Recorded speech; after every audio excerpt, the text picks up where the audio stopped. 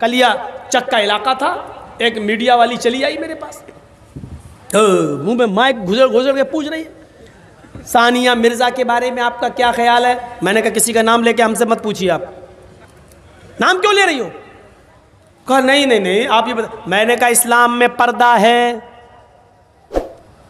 कहा कि वो स्कर्ट पहन के खेलती है घुटने से ऊपर कपड़ा, तो आपको क्या प्रॉब्लम है। मैंने कहा मैंने तो कोई प्रॉब्लम नहीं बताई है। भारत में बहुत से लोग नंगे घूमते हैं, जैनी बाबा वगैरह, हमने तो आपत्ति नहीं जताई है। सबको अपने धर्म पर अमल करने का अधिकार है। मैं तो मुसलमानों के लिए ये फतवा देता हूं कि कोई भी मुसलमान औरत बेपर्दा नहीं घूम सकती है। इस्लाम में पर्दा है, बस जिसका दिल चाहे करे, जिसका दिल चाहता नहीं करता ना करे, हमें उससे क्या मतलब। सानिया मिर्जा अगर स्कर्ट पहन के खेलती है तो आपको क्या आपत्ति है। किसी की भी माँ बहन बेटी अगर, उसने तो बहुत बुरा जुमला इस्तेमाल किया चड्डी का, अगर वो चड्डी पहन के पैंटी पहन के घूम रही है तो आपको क्या एतराज़ है।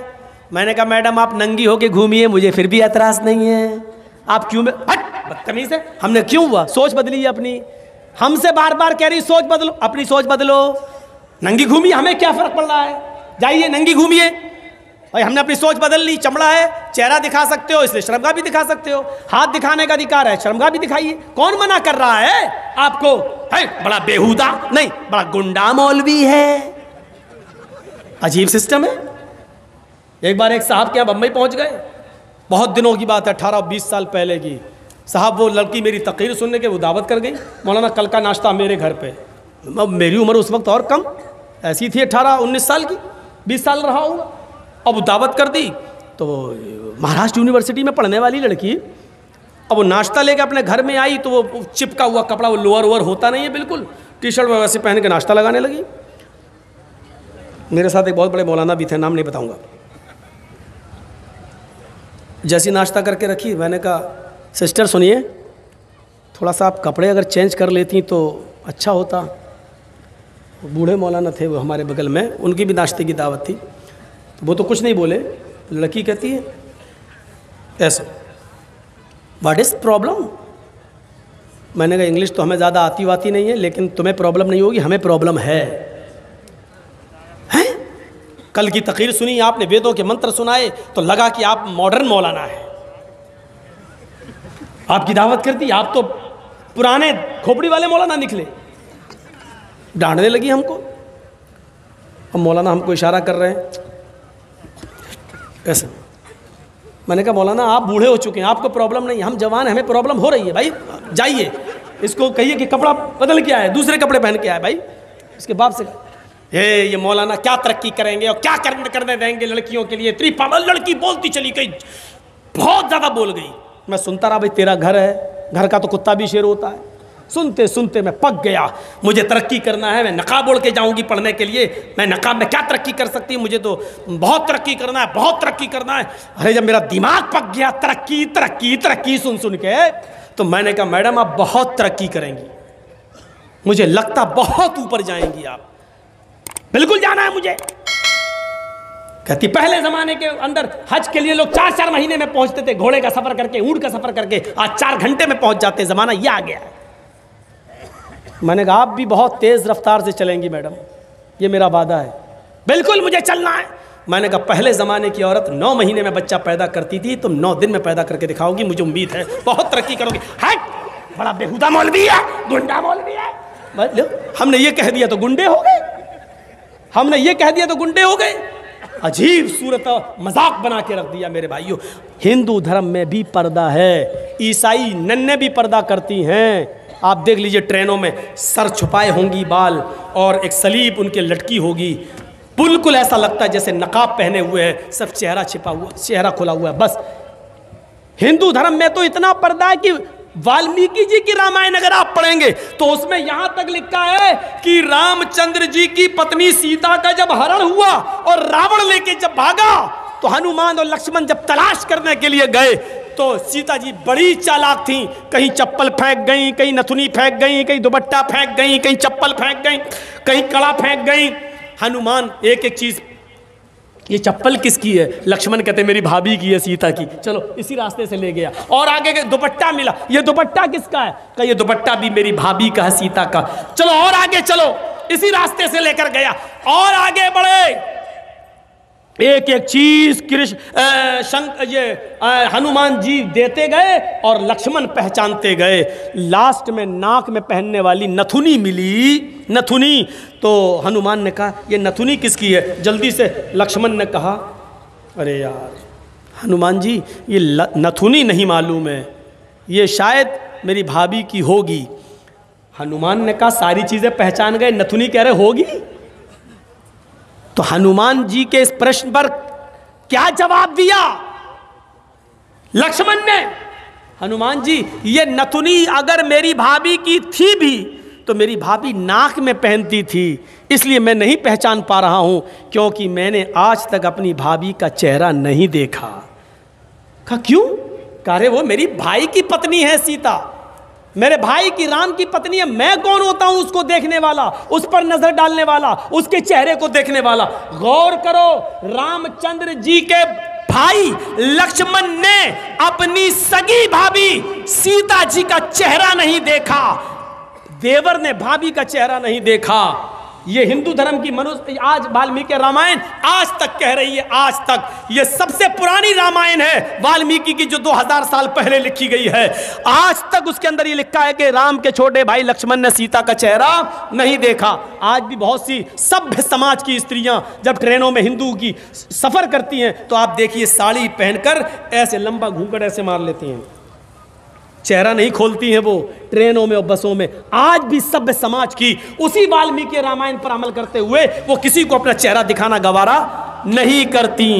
अल्लाह की मार ऐसी पड़ी, कल तक जो पर्दे का चेहरा छिपाने का मजाक उड़ाते थे, आज अल्लाह ने सबके चेहरे छिपवा दिए। छिपाओ, डालो मास्क अपने मुंह पर। बहुत बंदरियां बनी फिरती थी अमेरिकन, चुड़ैल जैसे मुंह लिए भेजे। ये खूबसूरत होती थोड़ी है आपको जैसा लगता है। अगर बारिश हो जाए ना सड़क पर बाजारों में तो इनका सारा क्रीम और पाउडर धुल जाएगा, इनकी औलाद इनको नहीं पहचान पाएगी कि मेरी अम्मा कहाँ गई। आप जिनके पीछा कर रहे हैं ये तो लिपस्टिक और क्रीम और पाउडर से लगती है 60 साल। आपको यकीन बता, मेरे इलाके का वाकया बता रहा हूं मैं आपको। 60 साल की बुढ़िया ने पहन लिया बुर्का, और खूबसूरत बुर्का, डिस्को बुर्का, फूल उल चढ़े हुए। अब 60 साल की बुढ़ी बेचारी चल रही है, बुर्का देखकर एक नौजवान उसका पीछा करने लगा। इतना खूबसूरत बुर्का था वो, नौजवान उसका पीछा करने लगा, चलने लगा। इसने पीछे मुड़ के देखा कोई लड़का मेरा पीछा कर रहा है, और लड़का ये समझा कि धीरे धीरे चल रही है, शायद मेरी वजह से लाइन दे रही है। वो अपने बुढ़ापे की वजह से धीरे धीरे चल रही थी, कमजोरी की वजह से। लड़का समझा हाँ लाइन दे रही है। थोड़ी देर के बाद जब ये आगे पहुंचा, लड़का और औरत वो बुढ़िया समझ गई कि ये कमीना मेरे पीछा कर रहा है, तो उसने नकाब खोल दिया। खूबसूरत नकाब, बोल बूढ़े लगे, नकाब खोल के कहती बेटा मेरा पीछा क्यों कर रहा है, मैं तो तेरी अम्मा की उम्र की हूँ। कम बखत दो घंटे की मेरी मेहनत बेकार कर दी बुढ़ी ने, हमें क्या मालूम खोदा पहाड़ निकली चुईया। तो लड़के को भी गुस्सा आया, कहने लगा अरे अम्मा हम अपने लिए नहीं अपने अब्बा के लिए ढूंढ रहे थे।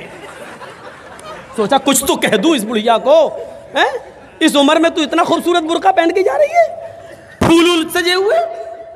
लड़का सोचने लगा जब बुर्का इतना खूबसूरत है तो बुर्के वाली कितनी खूबसूरत होगी, लगा उसका पीछा करते हैं। लक्ष्मण ने अपनी भाभी का चेहरा नहीं देखा।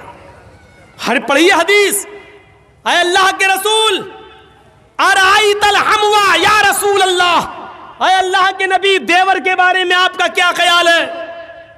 क्या मैं देवर से पर्दा करूं?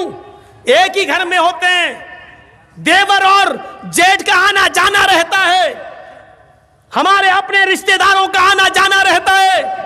आय अल्लाह के नबी क्या मैं देवर से भी पर्दा करूं? अल्लाह के नबी का जवाब ये था, हाँ दूसरों से पर्दे में कुछ कमी हो जाए तो चलेगा, दूसरों से पर्दे में कोई कमी हो जाए तो चलेगी, लेकिन देवर से पर्दे में कमी नहीं होनी चाहिए।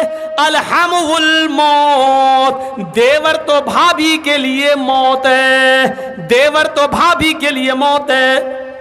जिस देवर से सबसे ज्यादा पर्दा है आज हमारी औरतें, हमारी माँ बहनें देवर से ही सबसे ज़्यादा खुली होती हैं। जो मजाक शौहर से भी नहीं करती वो देवर से कर लेती हैं। और एक हम हैं, भाभी को घर पहुंचा दो, अपने छोटे भाई को कह रहे हैं भाभी को घर पहुंचा दो। और ऐसे ही ससुराल में हमारा हाल है। ससुर कह रहा है बेटा अपनी साली को जरा स्कूल छोड़े आओ। मामले दोनों तरफ से गड़बड़ हैं। हमने अपने भाई पर इतना भरोसा कर लिया। सऊदी अरब का वाकया सुने हो ना, जद्दा वाला।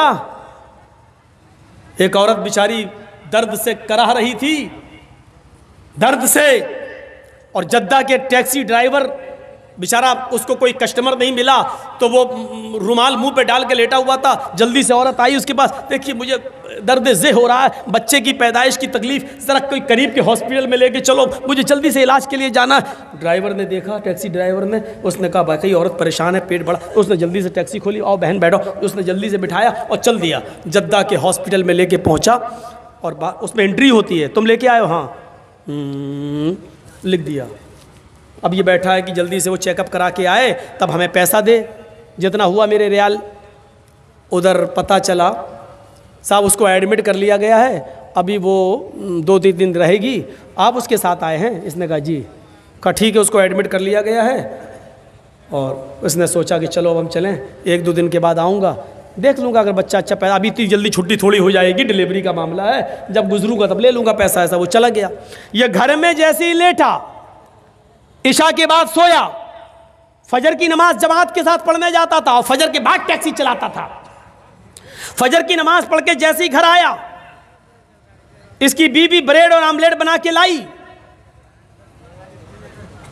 टेलीफोन की घंटी बजने लगी इसके घर पर, क्योंकि जब रजिस्टर पे जब इसने औरत को छोड़ा तो अपने घर का मोबाइल फ़ोन और नंबर सब लिख दिया था। फ़ोन, फलां बोल रहे हो? जी। भोपाल के रहने वाले थे ये लोग, टैक्सी चलाते थे 20 साल से सऊदी अरब में, जद्दा में। अच्छा, तुम यहाँ अपने घर पे आराम कर रहे हो? का क्या हुआ? अरे कल तुम अपनी बीवी को हॉस्पिटल में छोड़ के गए हो ना, बच्चा हुआ है लड़का, आओ और अपनी बीवी को लेके जाओ यहां से।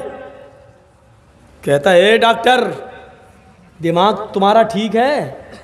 बीवी? अच्छा हुआ ये फोन मैंने उठाया, कहीं मेरी बीवी ने उठाया हुआ होता तो कयामत आज ही आ गई होती। कहा आ रहे हो या मैं पुलिस भेजूं तुम्हारे घर? जिस औरत को यहाँ एडमिट कराने आए हो उसने कहा वही मेरा शौहर था जो यहाँ छोड़ के गया है। मैं आ रहा हूँ, तेरा सत्यानाश जाए चुड़ैल डाइन। उसने टैक्सी चलाई और धर से चलाता हुआ चला गया। कहने लगा क्या बदतमीजी है? उसने कहा तुम मुझे छोड़ के चले गए, तुम्हें शर्म नहीं आई? मैं कितनी परेशान रोना शुरू कर दिया। औरत के आंसुओं में भी बड़ी ताकत होती है। वो कहने लगा ये क्या बदतमीजी है? डॉक्टर साहब ये मेरी बीवी नहीं है। डॉक्टर साहब नोक झोंक तो सब घरों में हो जाती है, थोड़ी सी लड़ाई हो गई, हमें यहाँ छोड़ के चला गया। नहीं, मैं